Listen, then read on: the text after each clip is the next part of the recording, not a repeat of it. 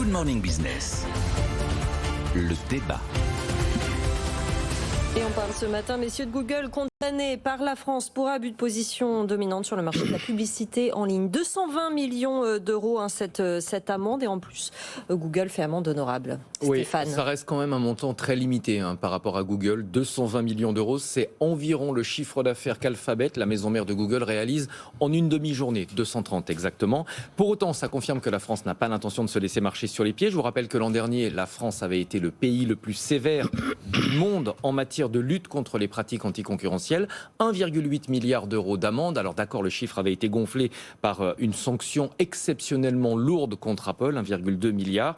Et ça pose au final la question de la carotte et du bâton. Est-ce que la France a raison de frapper fort pour se faire respecter ? Sur le principe, je pense qu'effectivement, c'est la seule manière de se faire entendre pour parler, pour contrôler des entreprises dont la taille leur permet de négocier pratiquement d'égal à égal avec des chefs d'État. Alors la France s'en est donné les moyens. La loi permet à l'autorité de la concurrence des amendes jusqu'à 10% du chiffre d'affaires mondial hors taxe, donc potentiellement des montants considérables. On n'est pas obligé d'aller jusque-là, mais ça force le respect. Et d'ailleurs, à Bercy, on murmure qu'on n'aurait jamais réussi à imposer la taxe GAFA, qui doit être remplacée par l'impôt sur les multinationales, si on n'avait pas montré un petit peu les dents. Jean-Marc Daniel. Oui, je suis assez surpris de la façon dont Stéphane présente les choses. On a l'impression que le rôle de l'État, c'est de punir les entreprises. Et parce que les entreprises, c'est des méchants. Mais les entreprises, c'est pas des méchants. Les entreprises, c'est des sources de notre richesse. Les entreprises, c'est la source de notre bien-être. Et donc, je pense que le véritable enjeu dans tout ça, c'est pas d'affirmer l'autorité de l'État. L'autorité de l'État, elle est garantie par la loi. C'est pas un jeu de rapport de force. Tu vas voir, j'ai un bâton qui est plus gros que ce que tu crois et tout ça. C'est pas guignol. C'est très freudien. Oui, c'est pas guignol tout ça. Je pense qu'effectivement, il y a deux atouts d'intervention dans l'économie de l'État qui sont très importants, qui sont effectivement la gestion de la fiscalité.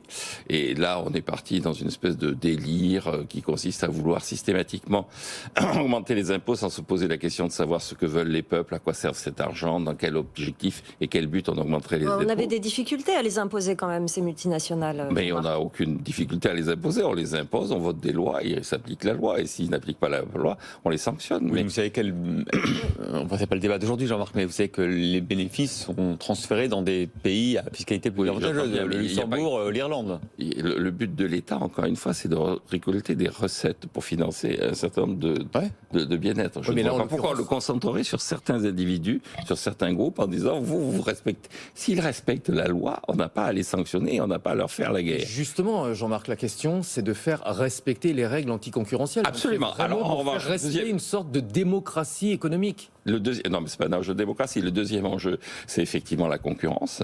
Et là aussi, sur le plan de la concurrence, il y a des lois. Et je rappelle qu'en théorie économique, la fiscalité en tant que pénalité bride la croissance, alors que la concurrence en tant que moyen d'augmenter effectivement une pression sur les entreprises accroît la croissance et le pouvoir d'achat.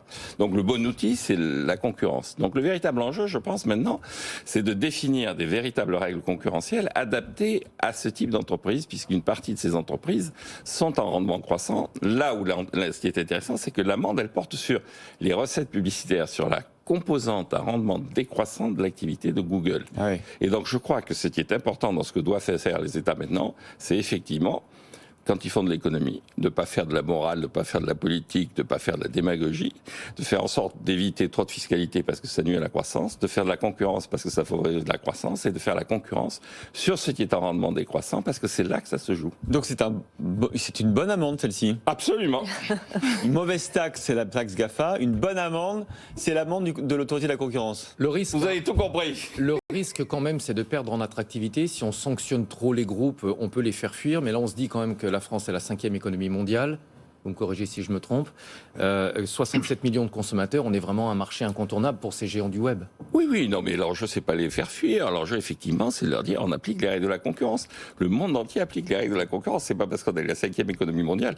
À Malte ou en République centrafricaine, on applique la politique de concurrence. Et on a un devoir de se faire respecter. Et on a le devoir de faire en sorte qu'il y ait de la concurrence, pas de se faire respecter, qu'il y ait de la concurrence. En tout cas, la force de l'autorité de la concurrence, c'est de pouvoir imposer des sanctions directement. Aux États-Unis, il faut aller en justice, une fois que les autorités antitrust ont instauré. Oui, mais aux États-Unis, c'est plus violent, puisqu'aux États-Unis, on peut vous mettre en prison pour des crimes ou des délits contre la concurrence, alors qu'en Europe, ce n'est pas le cas. En tout cas, Google n'a pas chipoté n'a pas transigé et n'a pas fait parce appel. qu'il respecte la loi. Bon. Merci, monsieur. D'ici midi, ils auront réalisé le chiffre d'affaires qui payera l'amende. Ouais, voilà, Les 220 millions. c'est que le chiffre d'affaires, c'est pas un bénéfice. Oui, hein. alors, On gagne pas 100%.